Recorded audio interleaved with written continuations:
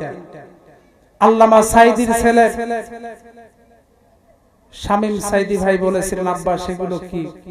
বলে আমার 1 নাম্বার আকাঙ্ক্ষা, 1 নাম্বার চাহিদা হলো আমার আল্লাহ যদি এই কারাগার থেকে, জালেমের কারাগার থেকে আমাকে মুক্ত করত, আমার 1 নাম্বার চাহিদা সেইটা হলো সর্বপ্রথমে আমি কোরআনের ময়দানে গিয়ে মানুষদেরকে আবারও কোরআনুল কারীমের কথাগুলো শোনাতাম। দ্বিতীয় নাম্বার চাহিদা হলো আমি মুক্ত হবার পরে আল্লাহর ঘর, কাবা ঘর এবং রাসূলের রওজা জিয়ারত করতাম। 3 নাম্বার আমার চাহিদা, আমি যদি বিদেশের মাটিতে মক্কা অথবা মদিনায় যদি আমি মারা যাই, আমাকে তারা আসতে দেবে না। বাংলার জমিনে যদি আমার মৃত্যু হয়, তাহলে আমার নিজস্ব টাকায় কেনা জায়গা খুলনা দারুল কোরআন সিদ্দিকিয়া কামিল মাদ্রাসার মসজিদের পাশে আমার নিজস্ব টাকায় কেনা জায়গা, সেখানে আমি থাকতে চাই, আমাকে কবরস্থ করবে। আমার ভাইরা, আল্লামা সাঈদীকে ফাঁকি দিয়ে নিয়ে চিকিৎসার কথা বলে তার শরীরটাকে চেকআপ করার জন্য যখন নিয়ে যাওয়া হলো, আপনারা ইন্টারনেট পত্রিকা, ওয়েবসাইট, গুগলের মাধ্যমে দেখেছেন, ইউটিউবের মাধ্যমে, হুজুর যখন গাড়ি থেকে নামতেছেন হাসি উজ্জ্বল মুখ নিয়ে তিনি সকলকে সালাম বিনিময় করেছেন। কথা বলেন ঠিক কিনা? কিন্তু চিকিৎসার নাম করে হাসপাতালের মধ্যে ঢোকানোর পরে আল্লামাকে সেই সময় বাংলার জমিন নয়, গোটা বিশ্বের মুসলমানরা জানতে পেরেছে আল্লামা দেলোয়ার হোসেন সাঈদীকে বিষাক্ত ইনজেকশন পুশ করে হত্যা করা হয়েছে। কথা বলেন না কেন? আল্লামা সাঈদী তুমি মরনি, শহীদ হয়েছো তুমি এটাই জানি। আল্লামা সাঈদী তুমি মরনি, শহীদ হয়েছো তুমি এটাই জানি। দেখা তো হবে না এই জীবনে, দেখা হবে জান্নাতে ফুল বাগানে, এ আশা কবুল করো আল্লাহ তুমি, শহীদ হয়েছো তুমি এটাই জানি। কথা বলেন ঠিক কিনা? আমার ভাইরা, খুলনায় নিজস্ব কেনা জায়গাতে তাকে কবরস্থ করতে দেওয়া হলো না। যিনি মেন হতা ছিলেন তৎকালীন ক্ষমতাশীল একজন এমপি নেতা, আপনারা পেপার পত্রিকায় দেখেছেন, টিভির পর্দায় দেখানো হয়েছে, যিনি সর্বপ্রথমে হতা ছিলেন আল্লামা সাঈদীকে এই খুলনার মাটিতে তাকে দাফন করা হবে না। ইন্ডিয়ার বুকে এত টুকরা হয়েছেন, তার লাশটা পর্যন্ত বাংলার জমিন পর্যন্ত আসে নাই। কথা বলেন ঠিক কিনা? আল্লাহর মাঠ, দুনিয়ার মাঠ, একই কায়দায় ইসলামের প্রতি, আলেমদের প্রতি জুলুম করেছো। 5 আগস্ট তুমি কিন্তু রান্না করেছিলে কয়েক রকমের আইটেমের খাবার, দুপুরের খাবারটা কিন্তু কপালে জুটে নাই। কথা বলেন ঠিক? জুটেছিল খাবার। আল্লাহ রাব্বুল আলামিন বললেন, ওয়া তু'ইজ্জু মান তাশা ওয়া তুযিল্লু মান তাশা বিয়াদিকাল খায়র ইন্নাকা আলা কুল্লি শাইইন কাদির।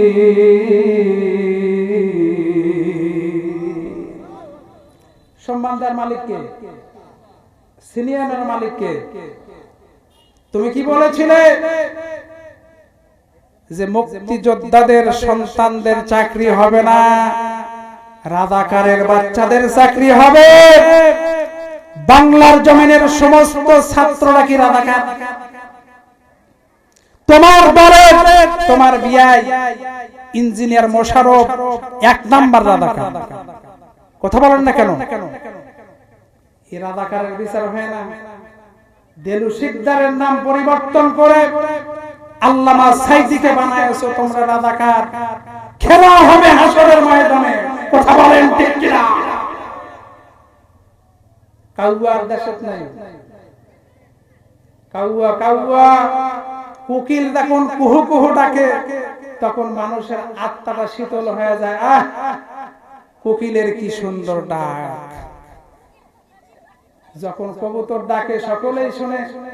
যখন কাউয়া কাকা কাকা কাকা করে, অন্তত পক্ষে যদি একটু নিচে থাকে এই কাউয়াকে ঢেল দিয়ে আমরা সরায় দেই। কথা বলেন ঠিক কিনা? সেই কাউয়া ধরা খাইবা যেদিন খাইবারে কাউয়া, ধরা খাইলে দাবিন হবে না।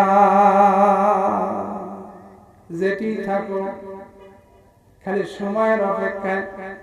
আপনারা দেখেন নাই এই বাংলাদেশের একজন সুপ্রিম কোর্টের হলো প্রধান বিচারপতি মানিক, আদালতে নেওয়ার সময় জনগণ এমন লাথি মারছে ওয়ান্ডগোস পর্যন্ত আউট হয়ে গেছে। কথা বলেন না কেন?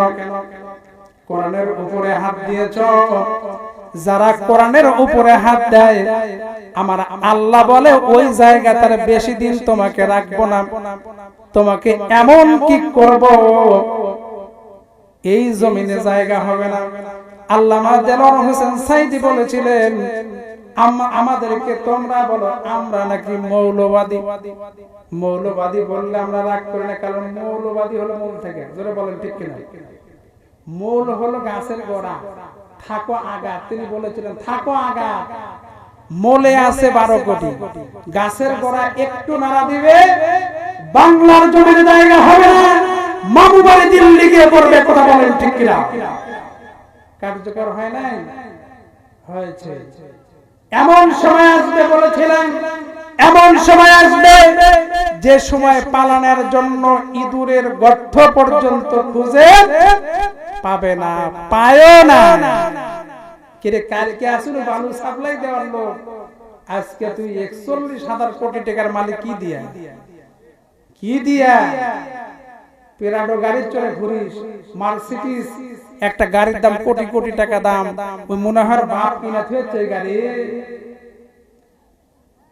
খলিফাতুল মুসলিমিন ওমর ফারুক রাদিয়াল্লাহু তাআলা আনহু ওয়ার্দ জাহানের খলিফা, রাষ্ট্র পরিচালনা করেন কোন সিংহাসন কোন পার্লামেন্ট থেকে? গোটা রোম রাজ্যের মধ্যে সরগোল পড়ল অর্ধ জাহানের খলিফা হযরত ওমর কোন সিংহাসন কোন মন্ত্রণালয় থেকে রাষ্ট্র পরিচালনা করেন। আমার ভাইরা, 2 জন গোয়েন্দা বাহিনীকে প্রেরণ করলেন রোমের বাদশা। তোমরা গিয়ে দেখো আমিরুল মুমিনিন ওমরে ফারুক কোন সিংহাসন থেকে রাষ্ট্র পরিচালনা করেন। 2 জন লোক অসময় মসজিদে নববীর সামনে এসে ঘোরাঘুরি করতেছিল। নবীজির সাহাবীরা গিয়ে বললেন, ভাই তোমাদের বাড়ি কোথায়? তোমরা তো এই মদিনার লোক না, কোথায় থেকে এসেছো জানতে চাই। বলে আমরা রোম রাজ্য থেকে এসেছি, আমরা দেখতে চাই অর্ধজাহানের খলিফা হযরত ওমর কোন সিংহাসন থেকে রাষ্ট্র পরিচালনা করে। এইটা মূলত দেখার জন্য এসেছি। এত সুন্দর রাষ্ট্র চালায়, আমরা এইটা পরিদর্শন করার জন্য এসেছি। সুবহানাল্লাহ বলেন। বললেন হযরত ওমর কোন সিংহাসন থেকে রাষ্ট্র চালায়, কোন পার্লামেন্ট, কোন সংসদ ভবন। নবীজি 2 জন সাহাবী বললেন আসো সিংহাসন দেখো। মসজিদে নববীর গেটে নিয়ে বললেন ওই যে দেখো আমাদের আমিরুল মুমিনিনের সেই পার্লামেন্ট, 3টা থাক মসজিদে আছে। তার নাম কি? চলে বলেন তার নাম কি? মেহরাব। আরে মেহরাবের এই আল্লাহ যদি বলে আমাদের 90 থেকে 95% মুসলমানের দেশ, আল্লাহ যদি হাসরের ময়দানে কোনো হিসাব না নিয়া খালি যদি বলে 4 কালেমা কও আর জান্নাতে চলে যাও, লা ইলাহা ইল্লাল্লাহ মুহাম্মাদুর রাসূলুল্লাহ, আর কালেমা শাহাদাত আশহাদু আল্লা ইলাহা ইল্লাল্লাহু ওয়াহদাহু লা শারীকা লাহু ওয়া আশহাদু আন্না মুহাম্মাদান আবদুহু ওয়া রাসূলুহু। এই দুইটা পারলো, আর দুইটা পারলো না। আল্লাহ কইছে তো কোন জীবনের হিসাব নিবার চাই না।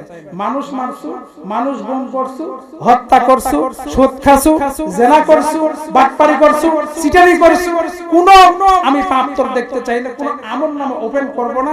তুই শুধু চারটা কালেমা ক আর আমার জান্নাতের মেহমান হ। আপনারা বলেন তো কয়জন হতে পারবি? কথা বল না কেন? জিরো হবে না, পারবি কিছু, পারবি একবারে জিরো হয়, সামান্য কিছু পারবি। তাহলে আল্লাহ চার কালেমা শুনে যদি জান্নাত দেয়, আমরা লেটার ডিভিশনে ফেল করব অনেকে, আর হিসাব তো বাকি থাকবে। তো হযরত ওমর কোন সিংহাসন থেকে রাষ্ট্র পরিচালনা করে এটা দেখার জন্য রোমের দুইজন গোয়েন্দা বাহিনী আসছে।